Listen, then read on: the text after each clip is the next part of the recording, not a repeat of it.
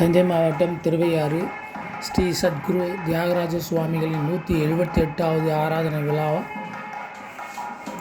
வெகு விமர்சையாக கொண்டாடப்பட்டது. விழாவினை மகாராஷ்டிரா ஆளுநர் ராதாகிருஷ்ணன் குத்துவிளக்கு ஏற்றி தொடங்கி வைத்தார்.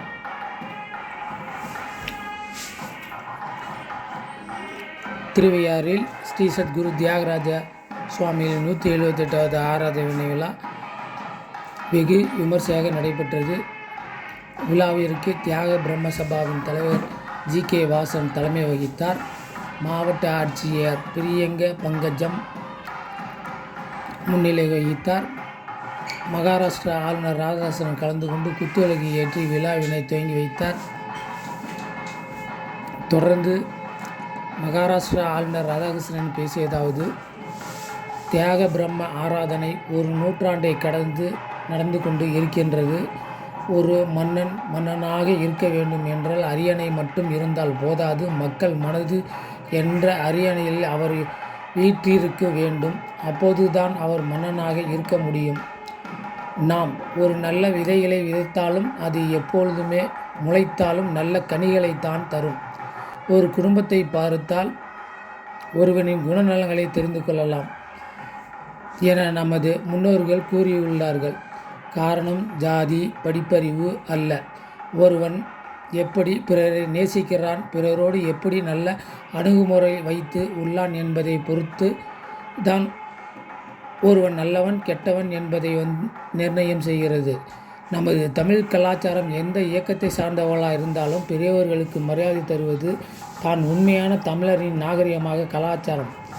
நீங்கள் வாழும்போது நல்லவனாக போற்றப்படாமல் இருக்கலாம். ஆனால் நல்லவனாக வாழ்ந்து மறையும் போது நீங்கள் மகத்தான தலைவராக சமூகத்தில் உணரப்படுவீர்கள். வாழ்க்கை வெற்றி தோல்வி என்பது தேர்வுகளில் பெறும் வெற்றி மட்டும் வெற்றி என்ன நினைத்து விடக்கூடாது. இறைவன் தந்த இந்த பிறப்பை நாம் ஒட்டுமொத்தமாக இந்த சமுதாயத்திற்கு பயன்படுத்துகிறோம். நாம் வாழ்ந்து காட்டுகிறோமோ வெற்றியின் இலக்காக. வாழ்க்கையில் ஒவ்வொரு மனிதனும் கடைபிடிக்க வேண்டிய குறைந்தபட்ச உண்மை எதுவென்றால் கொடுத்த வாக்கை காப்பாற்றுவது தான். கரை புரண்டு ஓடும் கோதாவரியை காவிரி ஆற்றில் இணைக்க வேண்டும். டெல்டா மக்கள் ஒருபோதும் நீருக்காக இயங்கக்கூடாது என இறைவனை வேண்டிக் கொள்கிறேன். இந்த தேசத்தில் உள்ள நதிகளை இணைக்காமல் இந்த தேசத்தின் நீர் தேவையை யாராலும் பூர்த்தி செய்ய முடியாது என நம்புகிறேன். அப்படி ஒரு வாய்ப்பு உருவாகும். அது நமது பாரத பிரதமர் மோடியால் உருவாகும். இது அரசியல் அல்ல. தியாகராஜ சபையில் கூறினால் பலிக்கும் என்பதற்காகத்தான் கூறுகிறேன்.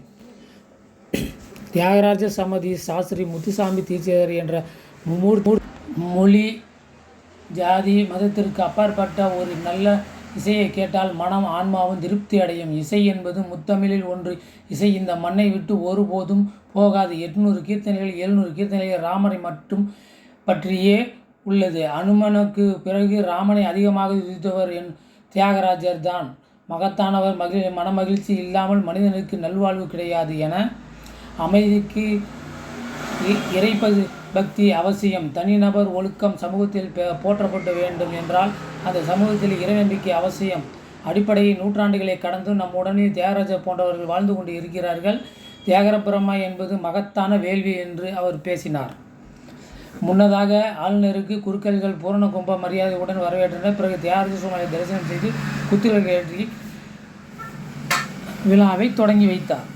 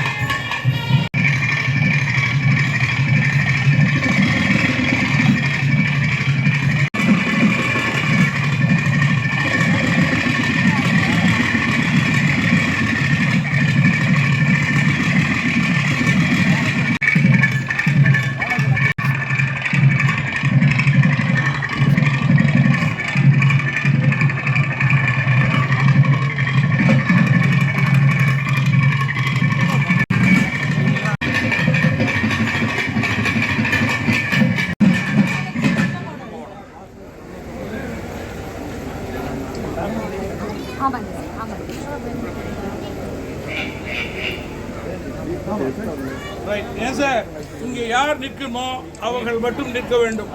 வாங்க எல்லாம்.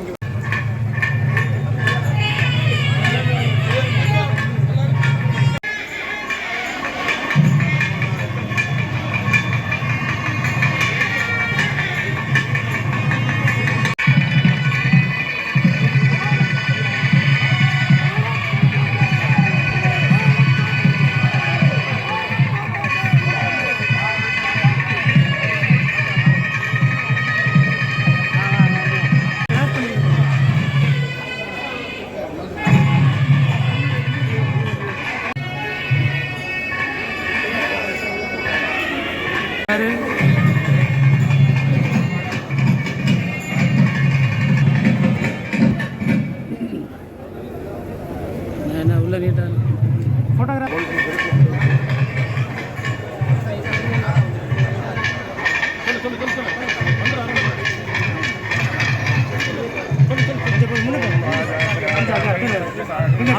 அப்படியே சும்மா ஒன்றும் பண்ண முடியாது. அப்படியே எடுங்க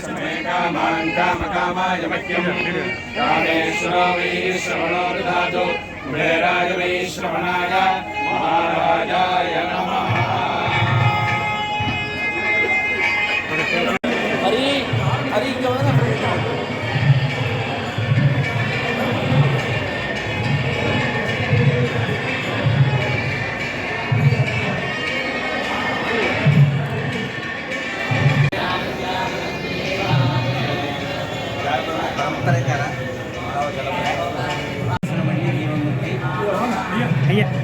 ஐயா இது வீடியோ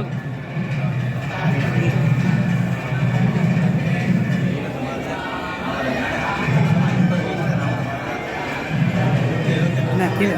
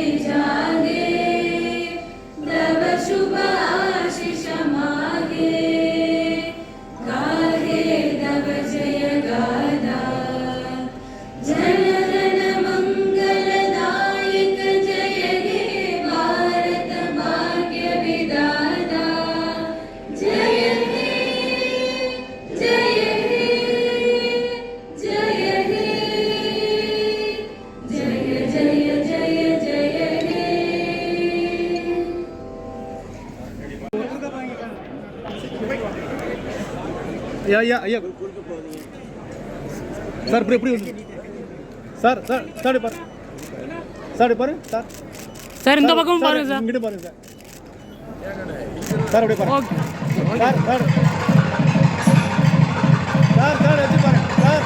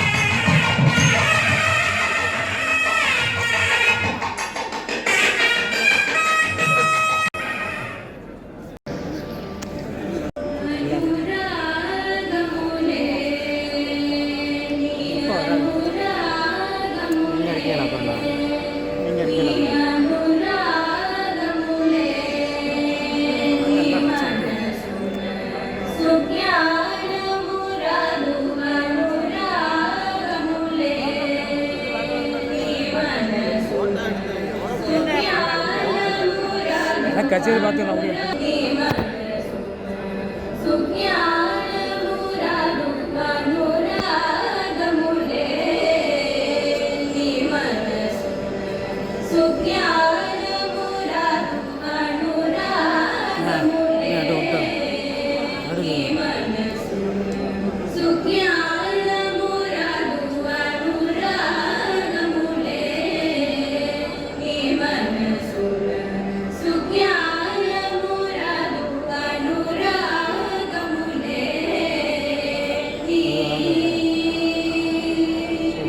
இப்போ எங்கேயும் நான்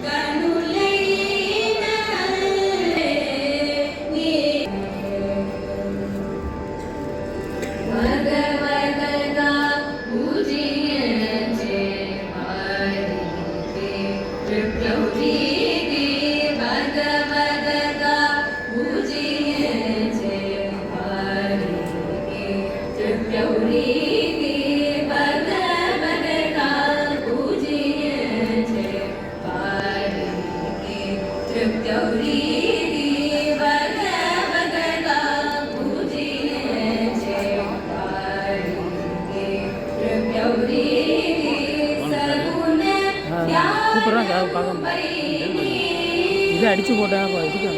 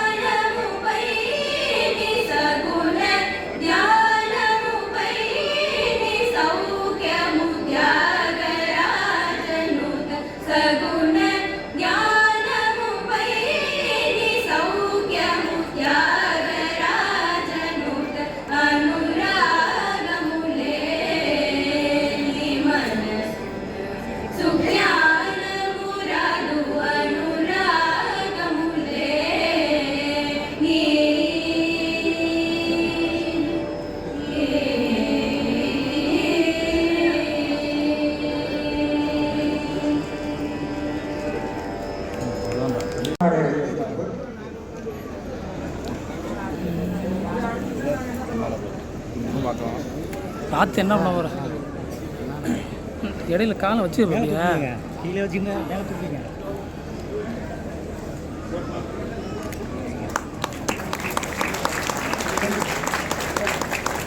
சபையின் தலைவர் ஸ்ரீ பாகர் அவர்கள் நினைவு பரிசனை வழங்குமாறு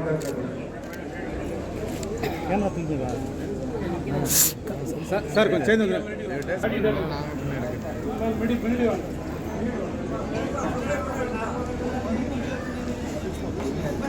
சார் அண்ணா போன கொஞ்சம் கீழே இருக்குங்கண்ணே சார் கொஞ்சம் கொஞ்சம் சைடில் சார் அப்படியே ஐயா அப்படியே பாருங்க எல்லாருமே பாருங்கள் சார் கொஞ்சம் ப்ளீஸ் சார் ஓகேவாண்ணா ஓகே சார் அவ்வளோதான் நீங்கள்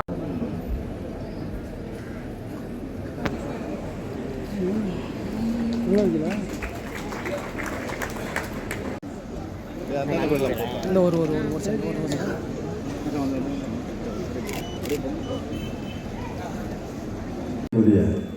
பாரத பிரதமர் நரேந்திர மோடிஜி அவர்கள் காலை 10 மணிக்கு வர இருக்கிறார்கள்.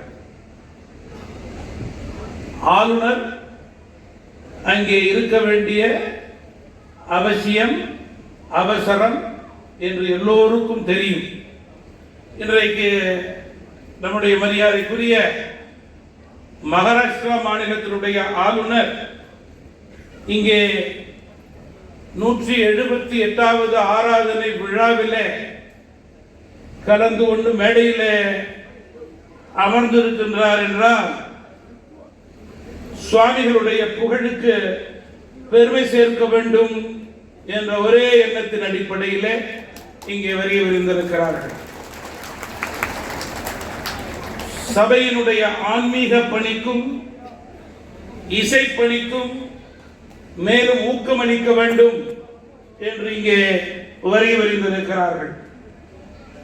கர்நாடக இசை தமிழ்நாட்டின் புகழ் உலகம் முழுவதும் பரவ வேண்டும் என்பதற்காக பல்வேறு தன்னுடைய பயணச் சிரமங்களை தாண்டி கர்நாடக இசைக்கு முக்கியத்துவம் கொடுத்து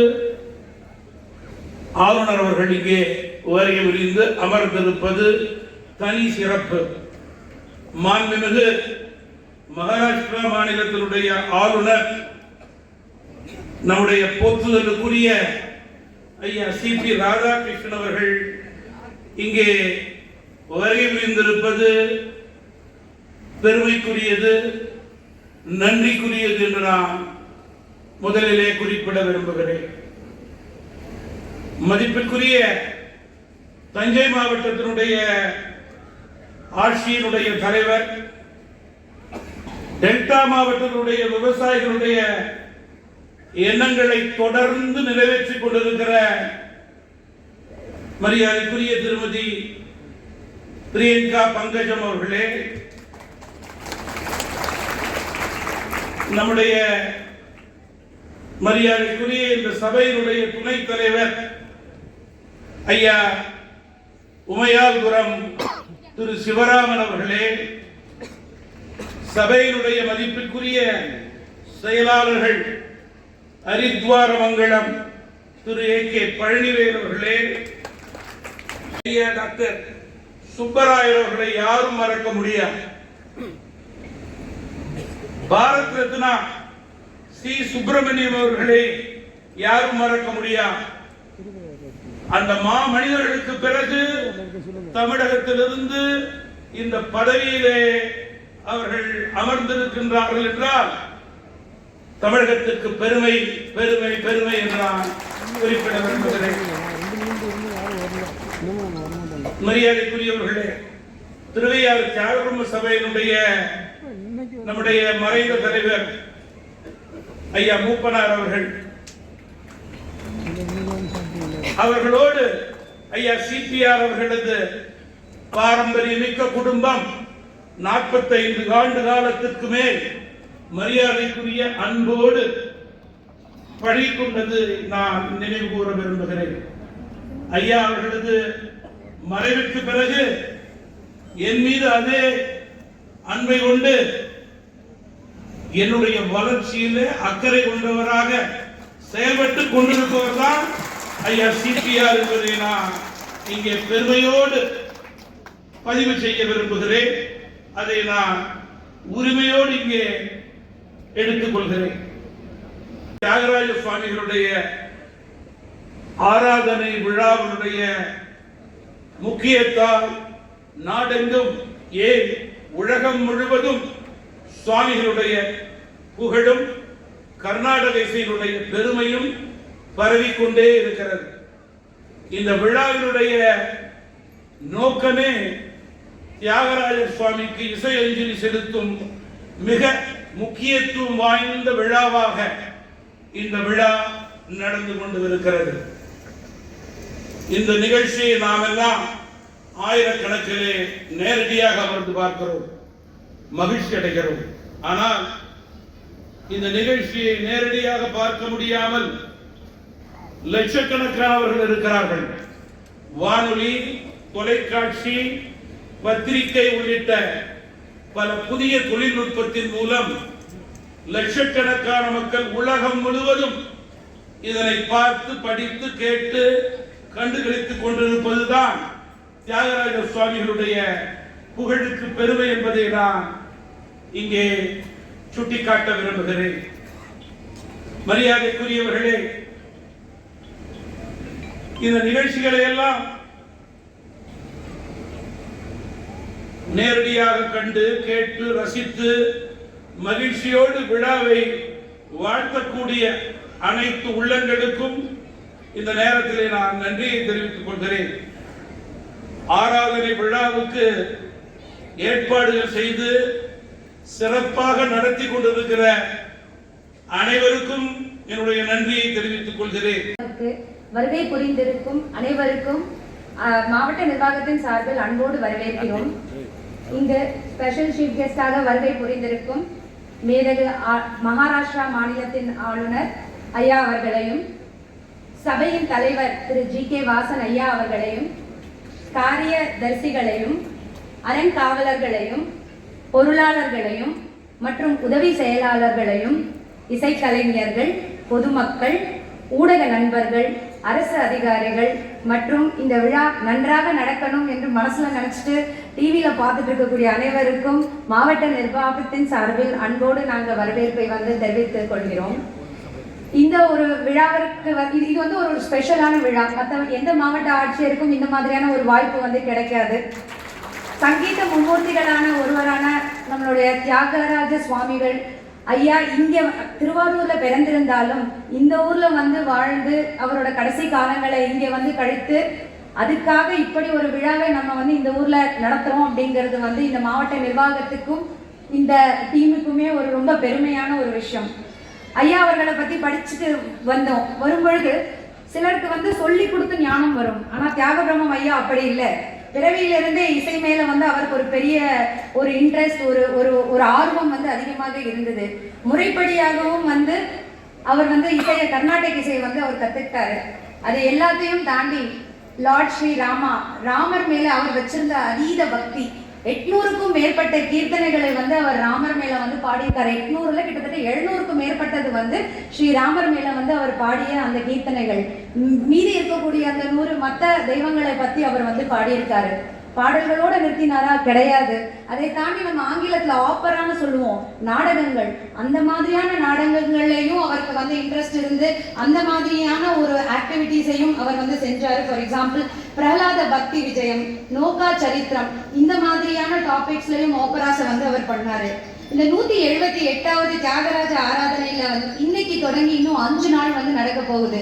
உலகத்துல இருந்த பல்வேறு மூலைகள்ல இருந்த இசை கலைஞர்கள் இங்க அவங்களோட அஞ்சலிய தியாக பிரம்மம்க்கு செலுத்த வர போறாங்க. மாவட்ட நிர்வாகமா எங்களால முடிஞ்ச அனைத்து சப்போர்ட்டையும் நம்ம தருகிறோம். முக்கியமா எனக்கு ஒரு சின்ன விஷயம் மட்டும் சொல்லிட்டு முடிச்சுக்கிறேங்க.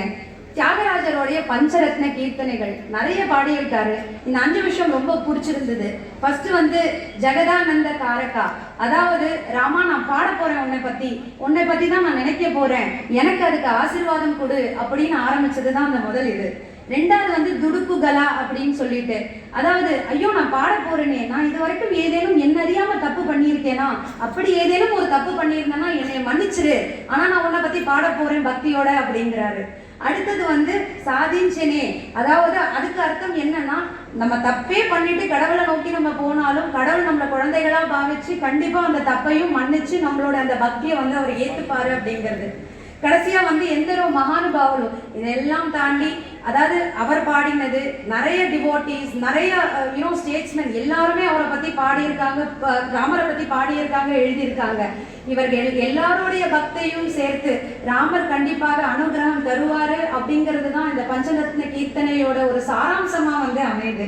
ஸோ அப்படியாப்பட்ட ஒரு விஷயம் நம்ம மாவட்டத்தில் நடந்திருக்கு, இந்த இடத்துல நடந்திருக்கு, திருமஞ்சன வீதியில நடந்திருக்கு அப்படிங்கிறது ரொம்பவே ஒரு பெருமையான ஒரு விஷயமா இருக்கு. இதுல என்னையும் அழைச்சு எங்களுக்கும் வாய்ப்பளிச்சு பேச சொன்ன இந்த டீமுக்கு ரொம்ப நன்றிகளை செலுத்திக்கிறேன். இந்த விழா ரொம்ப நல்லாவே நடந்து கண்டினியூ ஆகணும் அப்படின்னு எங்களோட வாழ்த்துக்களையும் நாங்கள் பரவாயில்ல.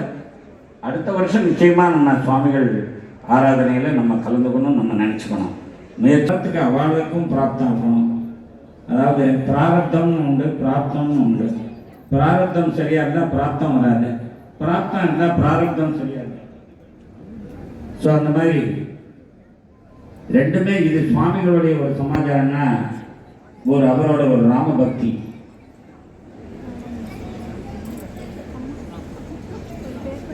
ಕೊಂಬು ಕೊಳಲು ಧ್ವನಿ ಸ್ವರಗಳಿದ್ದು ತುಂಬುರು ನಾರದ ಗಾನ ಕೇಳುವ ಹರಿ பக்தி இல்லாத கான கேளணும் அப்படின்னு புரந்தரதாசர் சொன்னார். அதே தியாகராஜ சுவாமிகள் என்ன சொல்றார், ராமபக்தி சாம்ராஜ்யம் அப்படின்னா. ஒரு மழை காரணமாக கிரேடர் வித்வான் இல்லை அந்த மழை பெஞ்சப்போ. அப்போ அந்த பையனுக்கு கிரேட் கிடையாது. நான் போட்டுக்கிறேன் ஈவினிங் ரேடியோவில் என்னை கேட்கறத கொஞ்சம் யோசனை பண்ணிட்டு ஒன்றும் கேட்கல, சூழ்நிலை தெரிஞ்சேன். சொன்னேங்க பாருடா, நான் அந்த பையனோட பேர் அனௌன்ஸ்மெண்ட்லேயே வந்துடுது. அப்போ சொன்னேன், சுவாமிகளுக்கு வந்து நீ கைங்கரியம் பண்ணணும்னு வச்சுக்கோ. நீ அப்படியே அப்படியே ஒன்று